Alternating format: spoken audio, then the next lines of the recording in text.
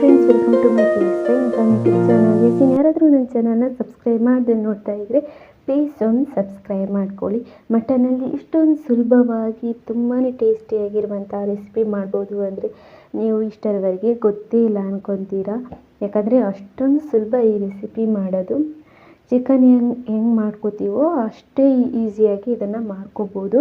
ಬನ್ನಿ ಯಾವ ರೀತಿ ಮಾಡೋದು ಅಂತ ಹೇಳ್ಕೊಡ್ತೀನಿ. ಮೊದಲಿಗೆ ಒಂದು ಬಾಣಲೆಗೆ 1-2 ಸ್ಪೂನ್ ಆಗುವಷ್ಟು ತೆಂಗಿನ ಎಣ್ಣೆನ ಹಾಕ್ಕೊಳ್ಳಿ. ನೀವು ಸ್ವಲ್ಪ ಎಣ್ಣೆ ಜಾಸ್ತಿನೂ ಹಾಕೋಬೋದು, ಕಡಿಮೆ ತಿನ್ನೋರಾದರೆ ಕಡಿಮೆ ಎಣ್ಣೆ ಹಾಕೋಬೋದು. ಹಾಗೆ 1 ಕಪ್ ಆಗುವಷ್ಟು ಈರುಳ್ಳಿನ ಹಾಕ್ಕೊಂಡು, ಹಾಗೆ ಒಂದು 4 ಕಾಯಿ ಮೆಣಸು, ಸ್ವಲ್ಪ ಕರಿಬೇವು ಸೊಪ್ಪು ಹಾಕಿ ಚೆನ್ನಾಗಿ ಫ್ರೈ ಮಾಡ್ಕೊಳ್ಳಿ. ಈರುಳ್ಳಿ ಸ್ವಲ್ಪ ಹೊತ್ತು ಚೆನ್ನಾಗಿ ಫ್ರೈ ಆದಮೇಲೆ ಒಂದು ಅರ್ಧ ಕಟ್ಟಾಗುವಷ್ಟು ಕೊತ್ತಂಬರಿ ಸೊಪ್ಪು, ಅರ್ಧ ಕಟ್ಟಾಗುವಷ್ಟು ಪುದೀನ ಸೊಪ್ಪನ್ನ ಹಾಕ್ಕೊಂಡು ಚೆನ್ನಾಗಿ ಫ್ರೈ ಮಾಡ್ಕೊಳ್ಳಿ. ಅದರ ಮೇಲ್ಗಡೆ ಒಂದು ಟೊಮೆಟೊನ ಹೆಚ್ಚಿಬಿಟ್ಟು ಹಾಕ್ಕೊಂಡು ಚೆನ್ನಾಗಿಯೇ ಬಾಡಿಸ್ಕೊಳ್ಳಿ. ಟೊಮೆಟೊ ಚೆನ್ನಾಗಿ ಬಾಡಬೇಕು. ಅಷ್ಟೊತ್ತಿಗೆ ನಾವು ಬೇಯಿಸಿರುವಂತಹ ಮಟನ್ ಒಂದು 6-7 ವಿಷಲ್ ಕುಕ್ಕರಲ್ಲಿ ಬೇಯಿಸ್ಕೊಬೇಕು ಮಟನ್ನ. ಆ ಮಟನ್ ನೀರು ತೆಗೆದುಬಿಟ್ಟು ಮಟನ್ ಮಾತ್ರ ಇದಕ್ಕೆ ಹಾಕ್ಕೋಬೇಕು.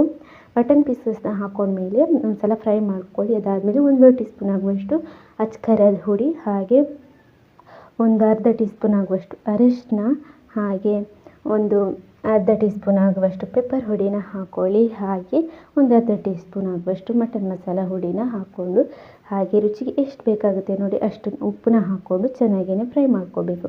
ಚೆನ್ನಾಗಿ ಒಂದು ಸಲ ಫ್ರೈ ಮಾಡಿಕೊಂಡು, ಇವಾಗ ಮಟನಲ್ಲಿ ನೀರೇನು ಎತ್ತಿಟ್ಕೊಂಡಿರ್ತೀವಿ ನೋಡಿ ಅದೇ ನೀರನ್ನ ಹಾಕ್ಕೋಬೇಕು.